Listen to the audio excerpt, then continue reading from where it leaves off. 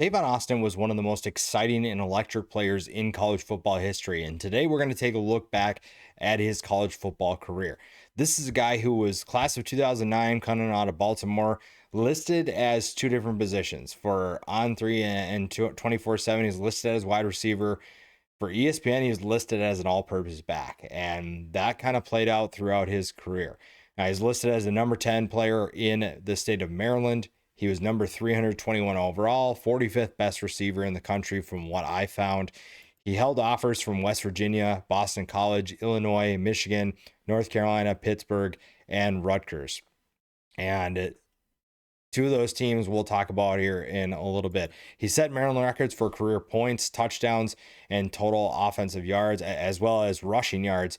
So you saw the electric playmaking and why teams were so interested in him. Now, it did take a little bit of time for him to get to that point. 2009, we didn't see his explosive abilities a ton, but we did see a little bit. He played in all 13 games and actually started in 4 as a freshman.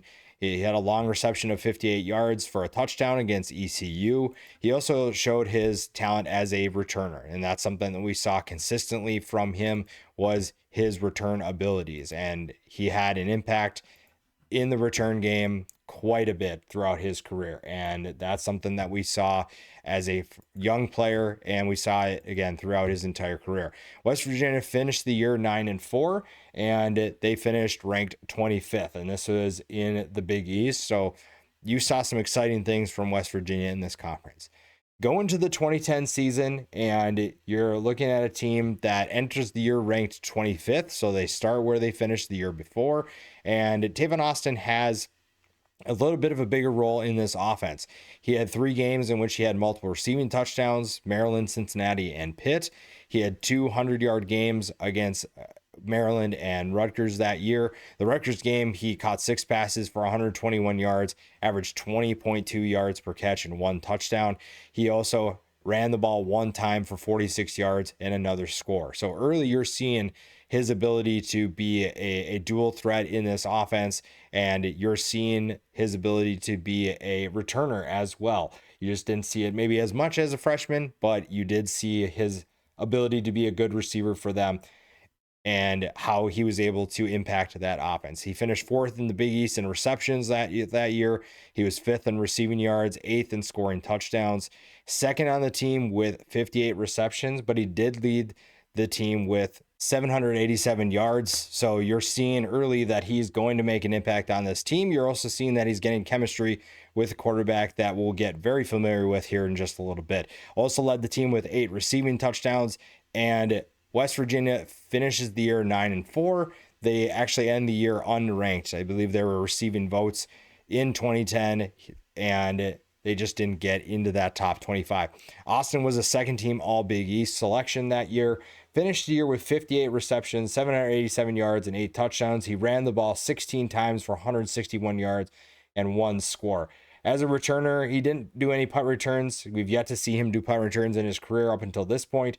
He'd had 12 kick returns for 230 yards, averaged 19.2 yards per return, and 0 touchdowns. So a little bit of a step back as a kick returner, but still showing that he can be a big-time impact player.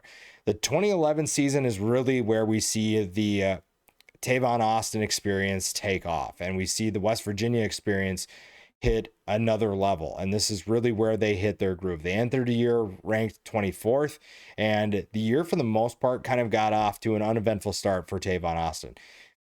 He had 9 catches for 114 yards and 1 touchdown. He also returned 1 kick return for a touchdown, but overall, you're not seeing a ton of explosive ability from him quite yet.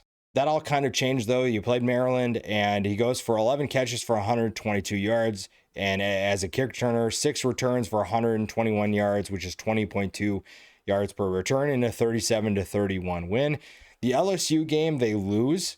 The team struggles overall, but Austin has one of the better performances in that game, has 11 catches for 187 yards and no touchdowns. We're seeing that he is going to be a problem for a lot of teams. Even against LSU, when your team struggles, Austin showed that he was a bright spot. And he's not going to be the biggest guy. He was not the biggest receiver that you saw, but he was explosive. And teams struggled to guard him Teams struggle to take him away from this offense, and he made a lot of teams pay. The next 3 games, production-wise, fairly average, but you saw some efficient games as well. Had a nice game against UConn with 7 catches for 74 yards and 1 touchdown. But this is actually where the offense really starts to hit its stride. You see the beginning of the season, they took a little bit of time, but they finally get things going. And when you look at what Geno Smith brought to the table, you also had Stedman Bailey. That trio of Smith, Bailey, and Austin was one of the best trios in college football history in terms of I wanted to watch them every single game. They were so fun to watch. They had so much explosive talent. And this is really where we see the beginning of that. It was kind of the origin of this group really hitting their stride. The next game against Rutgers, you see his impact. 8 catches for 67 yards and 1 touchdown, which isn't crazy, but 2 kick returns for 96 yards and a touchdown. So while you don't necessarily see him sometimes having big games as a receiver, you do see it as a returner, and kind of vice versa. If he's not making an impact as a returner, you're seeing him take over as a receiver. And in the next game against Louisville, we do see his versatility again. You saw them in a 38-35 loss. You see the versatility, but in a little bit of a different way, and it kind of goes back to his high school days. 7 catches for 90 yards and 1 touchdown. He also ran the ball 2 times for 20 yards. And as a kick returner, 5 returns for 161 yards, which is 32.2 yards per return. So you're seeing him make an impact, even if he's not scoring. This is a guy that's picking up a first down every time he touches the ball as a runner. He is getting almost 13 yards per reception, and he's averaging almost 33 yards per return. So this is a guy who knows how to make an impact and has a lot of teams worried about what he's going to do when they give him the football. And this is a West Virginia team that wanted to do that frequently. You saw it against Cincinnati, and that's a 23rd ranked Cincinnati team on the road. 9 catches for 126 yards, kick returns, 3 returns for 67 yards. That's 22.3 yards per return. He also returned as a punter, 3 punt returns for 50 yards, 16.7 yards per punt return. And that is a good number to have for those who aren't very familiar with punt returns. You're usually not getting that much of a return. So even if he's not getting in the end zone, he is giving his team more opportunities or better opportunities to score. The end of the year is though where we really see this team shine. The Orange Bowl, they faced number 15 Clemson, and that's a Clemson team that had Taj Boyd, Andre Ellington, DeAndre Hopkins, and Sammy Watkins on offense. An offense that shredded a lot of teams that year. If you go back and watch that 2011 Clemson team, they were a problem. And honestly, most people assumed that Clemson was going to win and probably dominate that game. West Virginia actually had other plans. They jumped out to a 49-20 lead at halftime, extended their lead to 60-20 with just under 2 minutes left in the third quarter, and it finished with a 70-33 beatdown. While everybody does remember that, some people kind of forget that Tavon Austin had a massive role in that beatdown. 12 catches for 123 yards and 4 touchdowns. He also ran the ball 3 times for 40 yards. That's 13.3 yards per rush. And also as a kick returner, 5 returns for 117 yards. That's 23.4 yards per return. So they go out with an absolute bang. They're leaving the Big East. They're having an incredible year. They finished the year 10-3, finished the year ranked 17th. And Tavon Austin is truly a household name at this point. People know who he is. They know what he's capable of doing, and people are watching him very frequently. He's an All-American first team in 2011, Big East Special Teams Player of the Year, and a first team All Big East selection for 2011 as well. He finishes the year with 101 catches for 1,186 yards and 8 touchdowns. He ran the ball 16 times again, but this time for 182 yards and another score. You look at his returning, 36 returns for 938 yards. He averaged 26.1 yards per kick return and 2 touchdowns. As a punt returner, 19 returns for 268 yards. That's 14.1 yards per punt return. And this is truly where the hype surrounding West Virginia and Tavon Austin is only growing rapidly. You look at what this team was capable of doing. They entered the year ranked 11th, and this is their first year in the Big 12. Geno Smith, Tavon Austin, and Stedman Bailey all return. So there are high expectations for the West Virginia offense. They have a ton of confidence. The offense is a big reason why. And it was justified hype, honestly. The beginning of the year starts out with a bang. You start the year with a 69-34 win, and you are absolutely dominating teams on offense. It was a short day for Austin, so you didn't expect a ton if this offense was going to do, but you're going to look at him, obviously, throughout the season as a big-time impact player. Some of the games, though, your offense is going to get out to a big lead, or your team's going to get out to a big lead, and he's not going to have to do a ton. The James Madison game, he gets a little bit more involved. They win 42-12. Austin has 11 catches for 113 yards and 1 touchdown. The Maryland game, 31-21 win. Austin goes for 13 catches, 179 yards, and 3 touchdowns. And honestly, Maryland is probably glad that they never have to see Tavon Austin again. In the 3 years that he played them, 31 catches for 407 yards and 5 touchdowns. They just did not have an answer for him, and he was just so fun to watch against certain teams, and Maryland was one of them. One of the most incredible back and forth games was against the number 25 ranked Baylor Bears, a game in which West Virginia wins 70-63. Oh, and by the way, another game which is electric in terms of scoring points. Tavon Austin also has a big game, 14 catches for 215 yards and 2 touchdowns. So Tavon Austin in those big games is a big reason why they're having that success. They also upset number 11 Texas on the road the week after that. So there's no letdown game. And Tavon Austin was a big reason why. 10 catches for 102 yards. Also as a returner, 3 returns for 111 yards. That's 37 yards per return.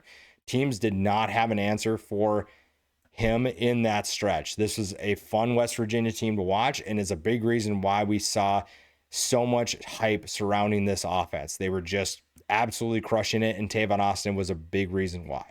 After that, the team struggles as a whole. They lose 5 straight. Austin has his moments, and he's kind of the consistent piece of this team. Texas Tech, they lose 49-14. Austin has 10 catches for 92 yards. Kansas State, they lose 55-14. Austin, as a returner in that game, 6 returns for 199 yards, 33.2 yards per return, and 1 touchdown.